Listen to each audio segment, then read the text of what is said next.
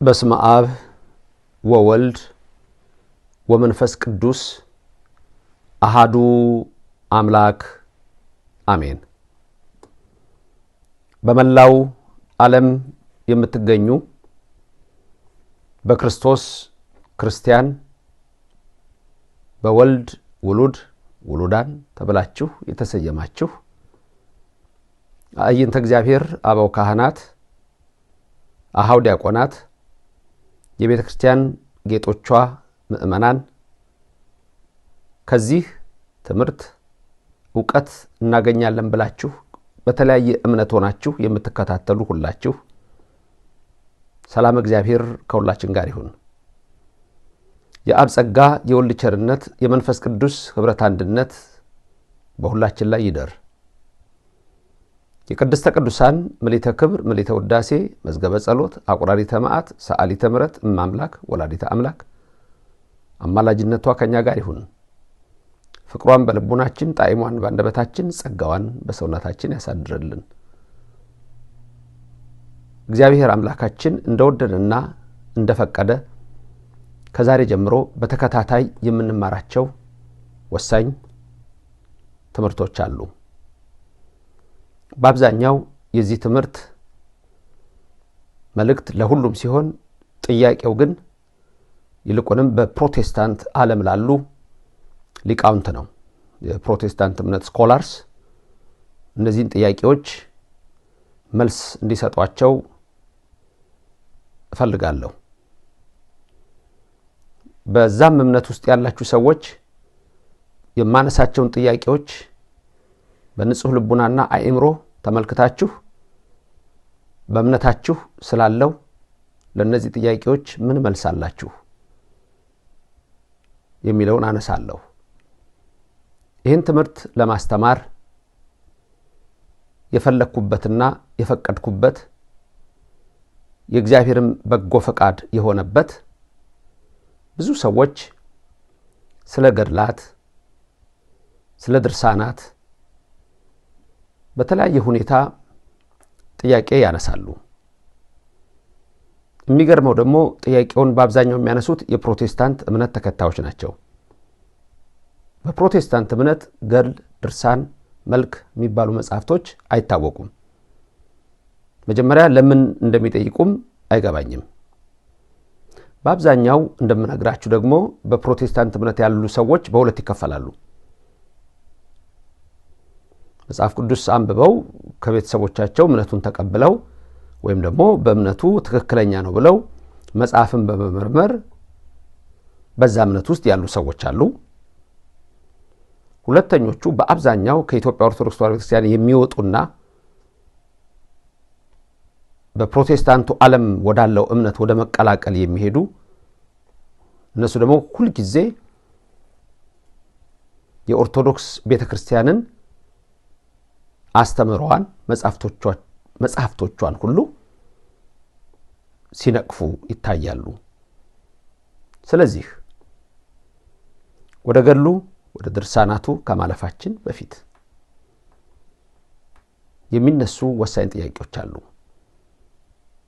የኦርቶዶክስ አማኞች ደግሞ ከዚህ በፊትም ያስተማርኩትን ትምህርት ሳትዘነጉ ይልቁንም ደግሞ በዚህ ዘመን በሶሻል ሚዲያው በርካቶች ስለሚነሱ ለማስተማርም የሚሞክሩ ስላሉ እነዚህ በተከታታይ መሰጣቸው ትምህርቶች ትልቅ ዕውቀት ያስጨብጧቸዋል ብዬ አምናለሁ። የዛሬው መግቢያ ነው። መግቢያውም የኛ መጽሐፍ ቅዱስና የሌሎቹ መጽሐፍ ቅዱስ በሚል ይሆናል። ሰው ለሰው አስተዋሽ ሰው ለሰው አሳሳቢ ስለሆነ በልቡና የሚያሳድር በአእምሮ የሚቀርጽ የቃሉ ባለቤት ያው እግዚአብሔር የምትሰሙትን በልባችሁ ጽላት ይጻፈላችሁ። ለኔም ምስጢሩን ማስተዋሉን ጥበቡን እንዲገልጽልኝ ጳውሎስ ሐዋርያም እንዳለ የቃሉን ደጅ እንዲከፍትልኝ ሁሌ በጸሎታችሁ አስቡኝ። የነቢያት የሐዋርያት የሊቃውንትን ጉባኤ የባረከ እግዚአብሔር የኛንም ይባርክልን። በመጀመሪያ የመጠይቃችሁ በተለያየ እምነት ላላችሁ ሰዎች ትምህርቱን ስሙትና ከመጽሐፍ ቅዱስ ጋር ያለውን ነገር ያገናኛችሁ እንድትሄዱ ፈልጋለሁ። ለዛሬ ግን እንዳልኩት መግቢያ ነውና የኢትዮጵያ ኦርቶዶክስ ተዋሕዶ ቤተክርስቲያን የምትቀበላቸው መጽሐፍት በቀኖና 81 መጽሐፍት ተብለው ሲነገሩ ትሰማላችሁ። 80 አሐዱ የሚባለው ማለት ነው።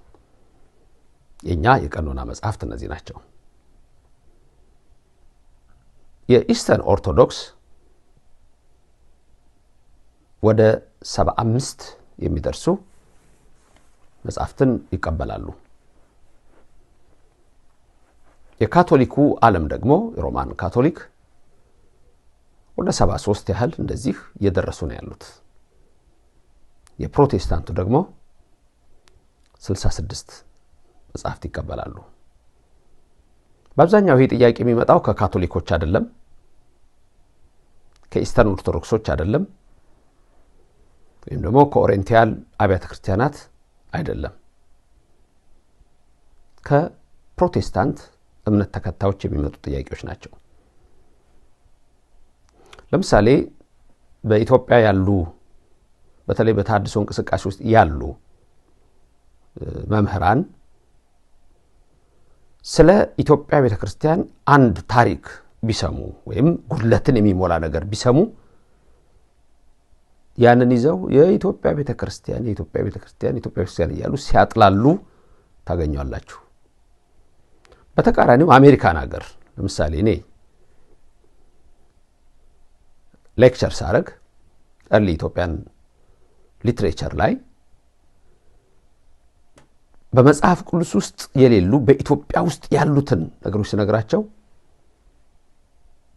በቃ የሚደነቁት መደነቅ ይደንቀኛል። በውጭው ዓለም በስኮላርስ ደረጃ በዩኒቨርሲቲም በሚሰጡ በተለይ ሪሊጅን ኮርሶችን በተመለከተ የኢትዮጵያ ነገር ሲነሳ ሁሉም አድናቂ ነው። እኛ ሀገር ያለው ደግሞ ተሳዳቢ ነው። ስለዚህ በተከታታይ ማነሳቸው ጥያቄዎች የትኛውም እምነት ተከታይ ከኦርቶዶክስ ውጭ ያለ በተለይ ገላትና ድርሳናትን የሚነቅፉ ሰዎች ቀጣይ እርምጃቸው ወደ መጽሐፍ ቅዱሱ የሚሄድ ስለሆነ መጀመሪያ ገና በመጽሐፍ ቅዱሱ ላይ ያለውን ነገር እንመለከታለን። ብዙ ሰዎች ሲሳሳቱ ያዩትን አንድ ነገር ልንገራችሁ። ከዚህ በፊት በሆነ ትምህርት መሃል አስተምሬዋለሁ። አንድ ሊቅም ያን ሲያስተጋቡት አይቻለሁ፣ ደስ ብሎኛል። ገላትና ድርሳናት ለሃይማኖት ክርክር አይቀርቡም ማለት ምን ማለት ነው? ገላትና ድርሳናት ለሃይማኖት ክርክር አይቀርቡም የተባለው ለምሳሌ ከፕሮቴስታንት እምነት ጋር ክርክር ብናረግ ገላቱና ድርሳናቱን ስለማያውቁት እነሱ ስለሌላቸው መጽሐፍ ቅዱሱ ላይ ነው ከነሱ ጋር ምንነጋገረው ማለት ነው። ምክንያቱም ስለ ገላትና ድርሳን የሚያውቁት ነገር ስለሌለ ለነሱ የሚቀርበው ከየት ነው? ያኛውን ጨርሰው ስለማይቀበሉት አናቀህም ስለሚሉት ከየት ነው ማለት ነው? መጽሐፍ ቅዱስ ውስጥ ካለው ነው እንጂ ገላትና ድርሳናት ለሃይማኖት ክርክር አይቀርቡም የሚል አመለካከት በጣም መስተካከል ያለበት ነው። እነሱ ስለሌላቸው ከነሱ ጋራ ገላትና ድርሳናትን እየጠቀሱ እዚህ ጋር ያለውን ይሄን ተቀበል አይባሉም። ገና መጀመሪያ መጽሐፍ ቅዱሱ ላይ ነው የሊቃውንቱ መጽሐፍ ገላት ድርሳናት ብቻ ሳይሆን የማይቀበሏቸው። ስለዚህ ዛሬ የምንመለከተው ያንን ነው። የኛ 81ዱ መጽሐፍ የቀኖና መጽሐፍት አምላካውያት ተብለው ይታወቃሉ። መንፈስ ቅዱስ ያለባቸው ናቸው። ከዛ ደግሞ አዋልድ የምንላቸው አሉ፣ የመጽሐፍ ቅዱስ ልጆች የምንላቸው አሉ። በፕሮቴስታንቱ ዓለም 66 ብቻ ይቀበላሉ። ይሄም ደግሞ የሆነው በ16 ሴንቸሪ ነው። የሪፎርሜሽን ሙቭመንት ሲጀምር ማርቲን ሉተር፣ ዌዝንግሊ፣ ጃን ካልቪን መጽሐፎቻቸውን ቁጥራቸውን ቀንሰዋል።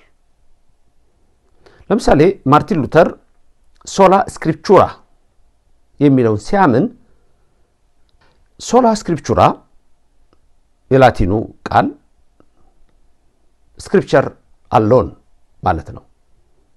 በአማርኛው መጽሐፍ ቅዱስ ብቻ የሚል ነው። መጽሐፍ ቅዱስ ብቻ ስንል ደግሞ 66ቱ ብቻ ማለት ነው። 66ቱ ብቻ የሚል ነው። ስለዚህ የፕሮቴስታንቱ ዓለም 66 መጽሐፍ ነው ያለው። ከዚህ ውጭ ምንም ስለሌለው በዛው በ66ቱ መጽሐፍ ውስጥ መነጋገር ይቻላል ነው እንጂ ሌላ ለሱ ምስክር የምታመጣለት የለም ነው። አምነዋለሁ በሚለው በ66 ውስጥ ግን እንጠይቃለን። ስለዚህ ተከታታይ የምታዩቸው አምነዋለሁ በሚሉት በእነሱ ካኖኒካል ቡክስ 66 ቡክስ ቢብሊካል ቡክስ ስክሪፕቸር አሎን በዛ ውስጥ ማነሳቸውን ጥያቄዎች የሚመልስልኝ ሊቅ እፈልጋለሁ። በደንብ ተማርኩ የሚል አወቅኩ የሚል ተከታታይ የምጠይቃቸውን ጥያቄዎች ይመልስልኛል። ኦርቶዶክሶችም በዚህ ውስጥ የራሳችሁን ዕውቀት ትገምታላችሁ። አብዛኞቻችሁ በዕውቀት ላይ አይደላችሁም። ኦርቶዶክስ ደጋግሜ እንደምነግራችሁ ዕውቀት የምትሻናት። በጣም የሚደንቀው ማርቲን ሉተር 66 መጽሐፍ ቅዱስ ይበል እንጂ በደንብ ይቀበል የነበረው የተወሰኑትን ነው። ለምሳሌ የያዕቆብ መልእክትን በእንግሊዘኛው the book of James እሱ ያን መልእክት ምን እንደሚለው ልንገራችሁ። የእንግሊዘኛውን ቃል ይዩት ምን እንደሚለው። ባጭሩ ገለባው መልእክት ነው የሚለው። የጻፈው የቅዱስ ያዕቆብ በረከት በእኛ ላይ ይደር። ማርቲን ሉተር ግን ምን አለው? ገለባው ፍሬ የሌለው ይለዋል። ለምን? አንድ ሰው ለመዳን ምግባርና ሃይማኖት ያስፈልጋል ብሎ የተጻፈውን 66ቱ መጽሐፍ ቅዱስ ውስጥ ማርቲን ሉተር አይቀበልም። ኋላ ላይ ነው እያስተካከለ 66 ብቻ ወደሚለው አስተሳሰብ ሲመጣ እንጂ እንደዚህ ነው። ስለዚህ ዛሬ መግቢያዬን አላርዝመውና የሚደንቅ ነገር ልነግራችሁ ፈልጋለሁ። ይሄ ምንድነው? የኢትዮጵያ መጽሐፍ እውነተኛነት ከተመሰከረበት ምስክርነት የሞደርን አርኪኦሎጂ ግሬት ፋይንዲንግስ ከሚባሉት ውስጥ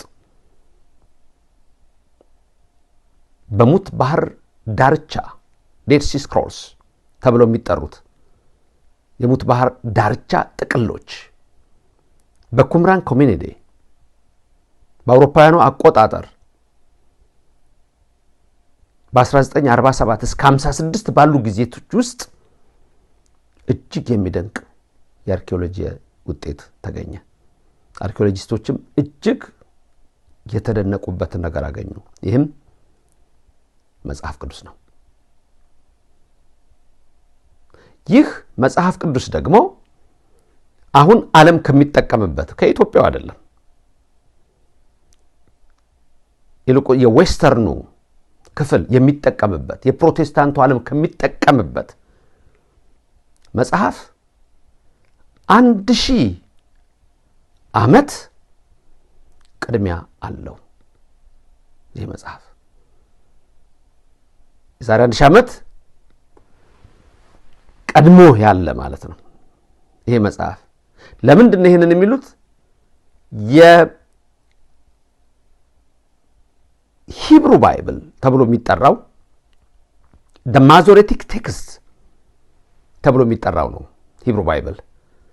the Masoretic text ደግሞ ኮምፓይልድ የሆነው 7 to 10 ሴንቸሪ ነው። 1000 ዓመት የዛሬ 1000 ዓመት።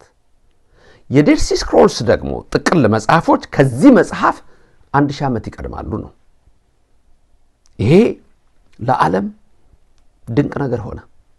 ስለዚህ ሪሊጂየስ ስኮላርስ ቴዎሎጂያን በጠቅላላ ስለዚህ መጽሐፍ ምርምር ያዙ።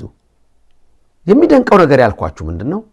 በእነዚህ በተገኙት ጥቅሎች ውስጥ የኢትዮጵያ ኦርቶዶክስ ተዋሕዶ ቤተክርስቲያን ብቻ ካኖኒካል ቡክስ ከሚባሉት ውስጥ አድርጋ የቀኖና መጽሐፍ የእምነት መጽሐፍ አድርጋ የምትቀበላቸው መጽሐፍት እንደ መጽሐፈ ሄኖክ እንደምታውቁት እንደ መጽሐፈ ኩፋሌ ያሉት ተገኙ። ምን ትላለህ? ለዚህ የፕሮቴስታንት ሊቃውንት ምን ትላላችሁ? መምህራን ምን ትላላችሁ?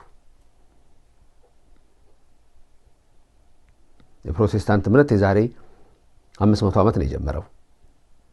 የተቀበለው መጽሐፍ የሂብሮዎችን ነው። የኦልድ ቴስታመንት መጽሐፍ ሲቀበል ሂብሩ ባይብል ነው የተቀበለው። የማዞሪቲክ ቴክስት ነው የተቀበለው። ስለዚህ 66 መጽሐፍ ብቻ ተብሎ እነዚህ መጽሐፍት በምርምር ተገኙ። መልካም ነው። እነዚህ መጽሐፍት አሁን በትምህርት ቤት ውስጥ ያነቧቸዋል። የሚጠቀሟቸው እንደ ካቶሊክ እምነት ያሉት መጽሐፎቻቸው ላይ ይጨምሯቸዋል። እየተቀበሏቸው ይመጣሉ። ኢትዮጵያ ውስጥ ብቻ ያሉ መጽሐፍት በሙት ባህር ዳርቻ የተገኙ። ያ እንዴት ሆነ ለሚለው እሱ ሰፊ ትምህርት አለው። እሱ ላይ አይደለም እኔ ዛሬ የምገባው። እኔ ባጭሩ የምነግራችሁ ግን እነዚህ መጽሐፍት እየታተሙ በእነዚህ የመማሪያ መጽሐፍት ውስጥ እየተቀመጡ ነው ያሉት። ይሄ መጽሐፍ The New Interpreter's Study Bible ይባላል። ይህ መጽሐፍ ከአፖክሪፋ ከሚለው ጋራ ጨምሮ በኢትዮጵያ ያሉትን መጽሐፍት ይዞ የወጣ መጽሐፍ ነው። በአሜሪካን አገር የታተመ ይሄ ቴክስት ቡክ ነው። እዚህ ጋር አንድ ሐሳብ ልንገራችሁ። አፖክሪፋ የሚለው ቃል ይህን ስም የሚሰጡት የፕሮቴስታንት እምነት ሰዎች ናቸው። ትርጉሙ በእንግሊዘኛው the hidden books ማለት ነው። ለማንኛውም እነሱ ይህ ኮኔቴሽኑ ኔጌቲቭ ነው። ኔጌቲቭ ኮኔቴሽን ያለው ነው አፖክሪፋ። ልክ እውነተኛ ያልሆኑ ዝም ብለው የተደበቁ አይነት መጽሐፎች ግን እውነተኛ ያልሆኑ ወይም ኢንስፓየርድ ያልሆኑ ብለው ነው የሚያስቡት። አሁን ግን ያ እየተቀየረ ነው። እነሱ አፖክሪፋል ብለው ሲጠሩት አፖክሪፋል ቡክስ ሲሏቸው፣ ካቶሊኮቹ ደግሞ ምን አደረጉ? እየተቀበሏቸው ሲመጡ ዲድሮ ካኖኒካል ቡክስ አሏቸው። ዲድሮ ካኖኒካል ቡክስ ማለት ዲድሮ ማለት የግሪክ ቃል ነው። ሰከንድ ማለት ነው፣ ሁለተኛ። ስለዚህ ምን አሏቸው? ዲድሮ ካኖኒካል ሰከንድ ካኖኒካል ቡክስ አሏቸው። የኢትዮጵያ ቤተክርስቲያን መጽሐፏን ለማሳተም መጽሐፍ ቅዱስ ማህበር ሲያትም፣ ለምሳሌ ይሄ መጽሐፍ በመጽሐፍ ቅዱስ ማህበር የታተመ ነው። እዚህ ጋር የምትመለከቱት ተጨማሪ የብሉይ ኪዳን መጽሐፍት ይላል። ተጨማሪ የብሉይ ኪዳን መጽሐፍት ይልና በቅንፍ ውስጥ እንደምታዩት ምንድነው የሚለው? ዲድሮ ካኖኒካል ይላል። አሁን እንደምታዩት ዲድሮ ካኖኒካል የሚለው ሁለተኛ ቀኖና ማለት ነው። አልገባቸውም።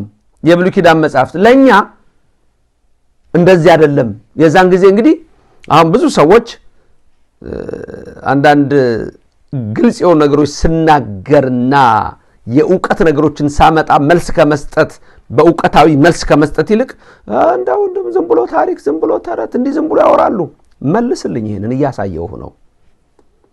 ንገሩኝ፣ አስረዱኝ። ዲድሮ ካኖኒካል የካቶሊኮች እሳቤ ነው። አፖክሪፋ የፕሮቴስታንት እሳቤ ነው። እኛ ጋር ግን እነዚህ መጽሐፍ ቅዱስ ናቸው፣ አለቀ።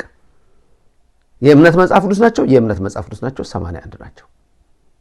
እንዳልኳችሁ በአሜሪካን ሀገር የታተመው ይሄ መጽሐፍ አፖክሪፋል ብሎ የሚለውን እነዚህ መጽሐፍት ጨምሮ ነው። ከውስጥ እዚህ ብትመለከቱ በኢትዮጵያ ቤተክርስቲያን ብቻ ይታወቁ የነበሩ መጽሐፍት እዚህ ውስጥ ተጨምረው ትመለከቷቸዋላችሁ። አሁን ለምሳሌ እዚህ ጋር የማየው ምንድነው ዳዊት ደሞ ሰሎሞን ነው። ይሄ መጽሐፈ ጥበብ ነው። መጽሐፈ ጥበብ እኛ ጋር የነበረ መጽሐፍ ነው።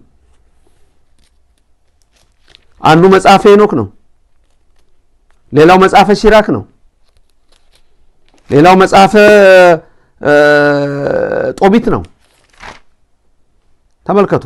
በአሜሪካን ሀገር ይሄ ሲታተም ይሄ መጽሐፍ እነዚህ እኛ ዛሬ የምንንቃቸው የኛ ልጆች ዛሬ የቤተ ክርስቲያን ሰዎች ሆነው የሚያንቋሽሿቸው እነዚህ መጽሐፍት ዓለም ይያዛቸው ነው። የኦክስፎርዱን ላሳያችሁ ደግሞ በእንግሊዝ ይሄኛው ደግሞ በኦክስፎርድ ዩኒቨርሲቲ የታተመው ነው። ይሄም መጽሐፍ በተለይ the new Oxford annotated Bible ነው። ይሄ መጽሐፍ new revised standard version with the apocrypha ነው የሚለው። ይሄ የኦክስፎርድ annotated Bible ነው።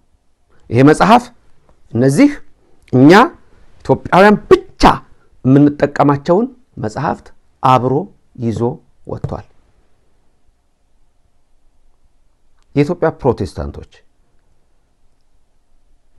ይሄ በአሜሪካን ሀገር ያሉ ፕሮቴስታንቶች በእንግሊዝ ሀገር ያሉ ፕሮቴስታንቶች የሚጠቀሙባቸው መጽሐፍትን ነው ማሳያችሁ። እኛ ጋር ሁለተኛ ቀኖና የሚባል ነገር የለም። የእምነት መጽሐፍ ነው። 80 ናቸው ቁጥራቸው 80 ናቸው። አባቶቻችን እነዛን ቆጥረው ሐዋርያት ቆጥረው ለቀለሚንጦስ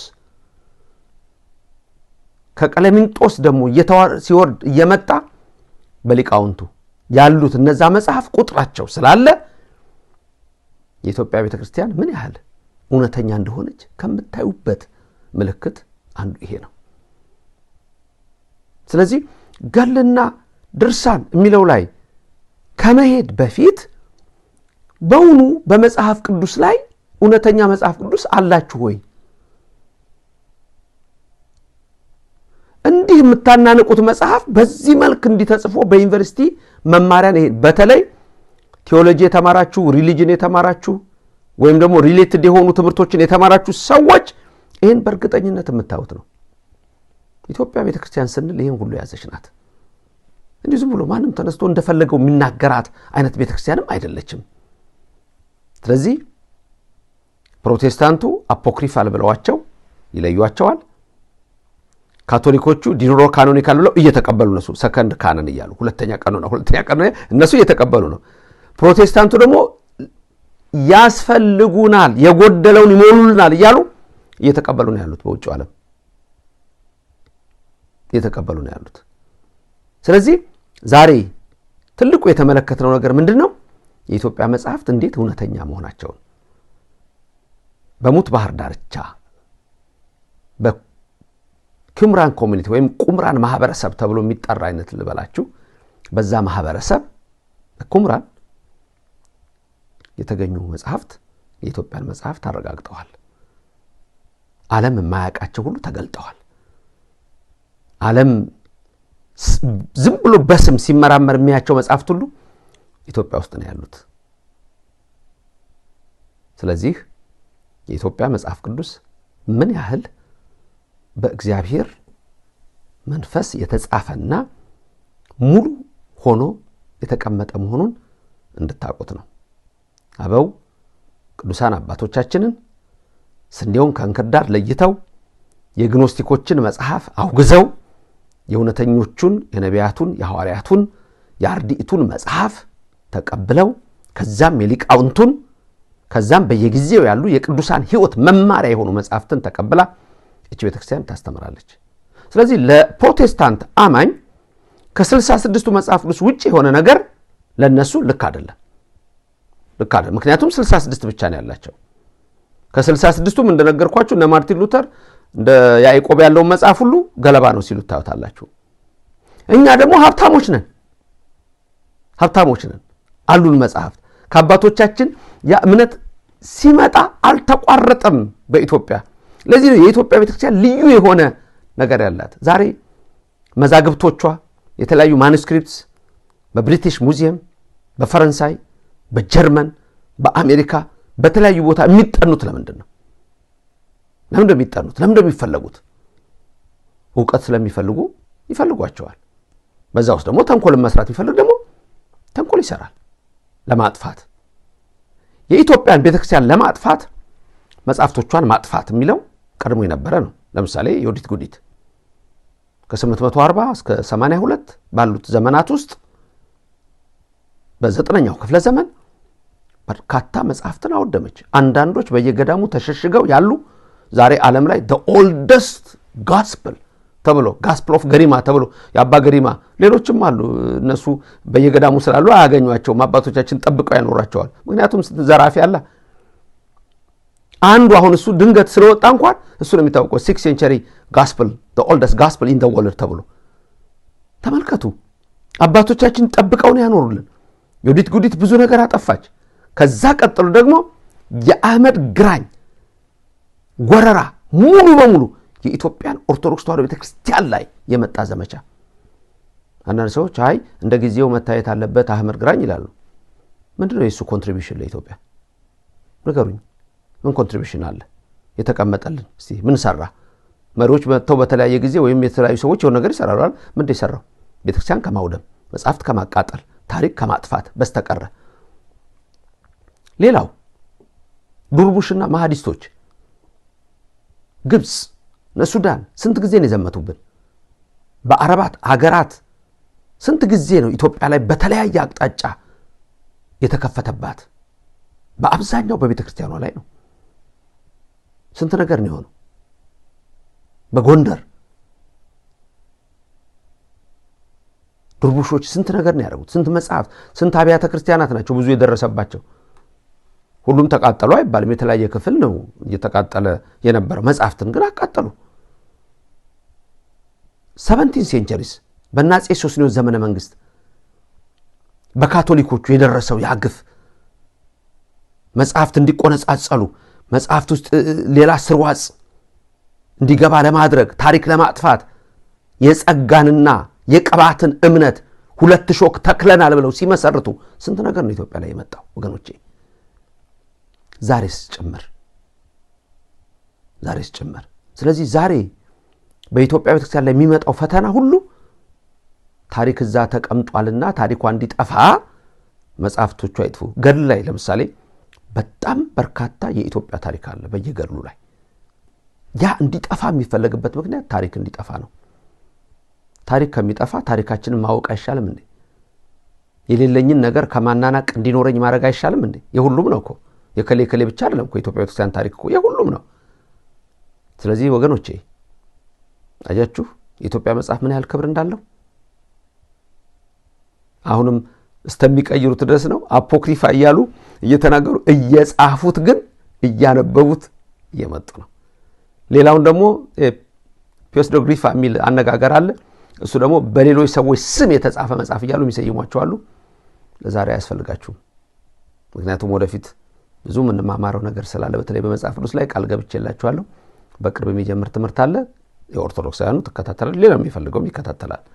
ለዛሬ ግን ያመጣውላችሁ ምንድነው የኢትዮጵያ መጽሐፍ ከዓለም ሁሉ መጽሐፍት እንዴት እንደተለየ ባጭሩ እንድታውቁት ነው። ስለዚህ የሚቀጥለው ጥያቄ 1 ለፕሮቴስታንት ሊቃውንት በዛ እምነት ውስጥ ላሉ 66ቱን መጽሐፍ ቅዱስ ብቻ ይዤ ለምጠይቃቸው መልስ እንድሰጡኝ እፈልጋለሁ። በጥያቄ 1 እንገናኝ። አነሳስቶ ላስጀመረን አስጀምሮ ላስፈጸመን ለኃያሉ አምላክ ክብር ምስጋና ይግባው። ይህን ትምህርት ኦርቶዶክስ ለሁሉም አዳርስ፣ ዓለም እንዲድን በተለይ በዩቲዩብ በቲክቶክ በተለያዩ ቦታዎች የምታስተምሩ ግንዛቤ እንድትጨብጡበት ፈልጋለሁ። ብዙዎች የሚድኑበት ነው። ጥያቄዎች ሲነሱ ለክፉ አይደለም፣ ይነሱ ጥያቄዎች። አንዳንድ ሰዎች እኮ የሚጠይቁት ጥያቄ በትክክል መልስ ማግኘት አለባቸው። ከየት አመጣኸው ይሄን ሲባል መልስ መስጠት ነው። አንዳንዱ ዝም ብሎ አንስቶ በፈለገው መንገድ ሊወስደው ይችላል። እሱ የራሱ መብት ነው፣ መብቱ ነው። መጠየቅ ለሚፈልግ ግን ይጠየቃል። እንነጋገራለን፣ እንማማራለን። ስለዚህ ለሌሎች ሰዎች ማድረስ የእናንተ ኃላፊነት ነው።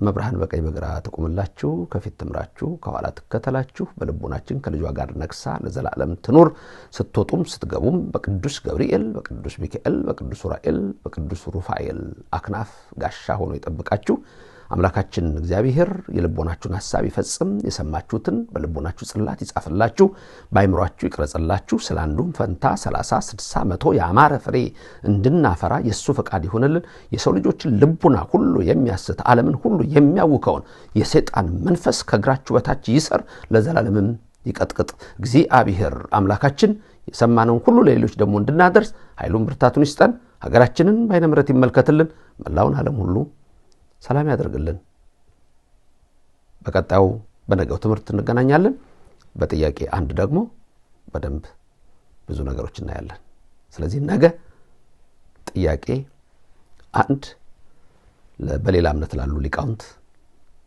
እንመለከታለን ልዑል እግዚአብሔር ይባርካችሁ ፊቱንም ያብራላችሁ ሰላም